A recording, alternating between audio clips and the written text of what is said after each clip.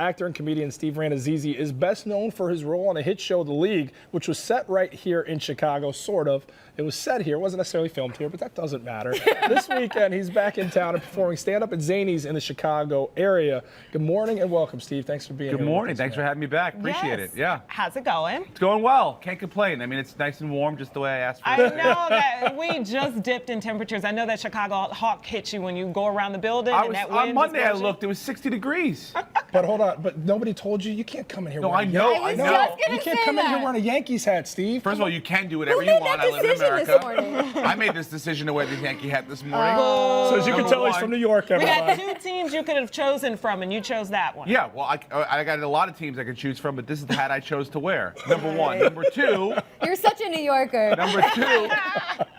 Number two, I knew it was going to be cold, but when I saw Monday that it was 60 degrees, I had some sort of ray of hope that this was going to be a weird weekend, that it was going to be nice and warm. But it's not. Welcome back to the city. We're glad you're here. I know it's a little colder, but we're glad that you're here. Thank you. What do you do when you get back here? I know that you've done some stand-up and then you visited here a little bit. What do you do? I've been here 10 times. I sleep now when I come here. I eat and I sleep. Because you've already seen the Bean and stuff? I've seen everything. Yeah. I've seen it all. I've been to Wrigley. I've done everything you could do. I come here now to eat my face off. Now, and have you hibernate. seen the Willis Tower? It's a new tower. No, I haven't seen any Willis Tower. It's a new tower. You know, the Sears Tower, that's passé. Yeah, I've seen that tower before. They got a new one now? Yeah, it's called the Willis Tower. Does it have any restaurants in it? Because that's how I'll go.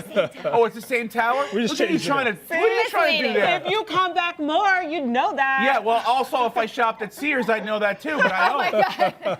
All right, so go ahead. I was going to ask you what life's been like after The League, but we've seen some of your stuff come up. I know you're doing a lot of stand-up, but one thing that I saw you on, which is hysterical, was your appearance on Curb Your Enthusiasm, Disturbance in the Kitchen. Let's take a look at it, then I want to hear your thoughts on this one.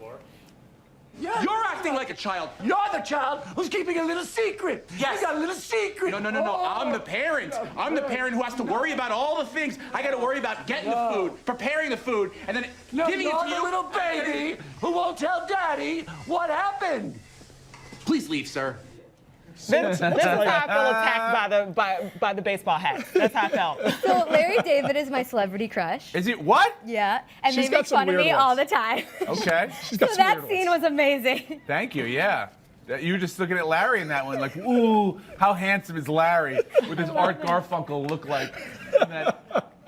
Yeah, that's a weird celebrity crush, but hey, I'm not going to judge anybody. Well, you were great in that. Thank you very much. I appreciate that. Was like a bucket list thing for me. What was it like? I know, working with a legend like Larry David. Well, the way they shoot that show is very similar to the way we shot The League. There's no script necessarily. It's sort of an outline, like point A and point B. Right. God, that picture's so big. My head is tremendous. Such a great smile you got. And so I was comfortable doing that, and then, in that style of working. And so when we did the Curb Your Enthusiasm, they were like, you're going to be a chef.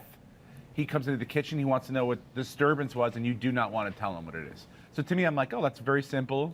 And then you just meet his anger. Just match it. That's all. How many people have thought about yelling at Larry David in real life? Many of us have. Yeah. You have, I'm sure. Yeah. So, okay. Yeah. But, it's like to get to do it in real life, and it was amazing. Yeah. So you have a new project, Hear Me This Book. It's a my podcast. We are huge fans of books at Really? the show. Yes. Because I really think it's one of the keys to life is reading. So how did you come up with this podcast, this idea? Books are clearly really important to you. No, they're clearly not important to me at all. I've never, wow. I don't really read books at all, so I have people, I'm lazy. So I'm having people on to tell me about their favorite book. Are you reading them after? Sometimes, but mostly no. I mean, some of them I know, I'm like, oh, that's something I'd never be interested in my life. Audiobooks. Really? Yeah, but that's this is like the Cliff Note versions of audiobooks. Like, just give me like a synopsis of what this thing's about, and then I'll decide if I'm going to read it or not later on. Okay. Like, what's your favorite book? I have a lot of favorite books. Like, what are you reading right now? Extremer. Okay. Extreme You. Extreme You. Is that a self-help book? Yeah, kind of. It does sound like a self-help. Wait, I'm so glad you segued because I Be have extreme you, everyone. yes, extreme Do the best you can possibly be, It right? really is, but I actually, Yeah. that's a perfect segue because I have a tough question for you. Okay. Uh-oh. So you've had a really public experience Yeah. with a mistruth. And I think in this climate with news and Donald Trump, our president, What? there's He's our president? yeah, there's like I've been sleeping for a long there's a lot time. of talk about the truth and being misled. What is your advice to people and especially our president, Donald Trump, about really coming forward and owning up because that's what you did and it was super vulnerable. I think that, well, first of all, I don't think that you should tell lies if you can help it at all. I have no advice for our president. He seems to take his own lead, so I'm not going to do anything. But as far as I'm concerned, I got kids, and so you just try to live the most truthful life you can possibly do. I try to tell them, I know it sounds like, oh, it's just the nice thing to do, but it's the easiest way to live your life. To try to be as honest as you could possibly be with everyone.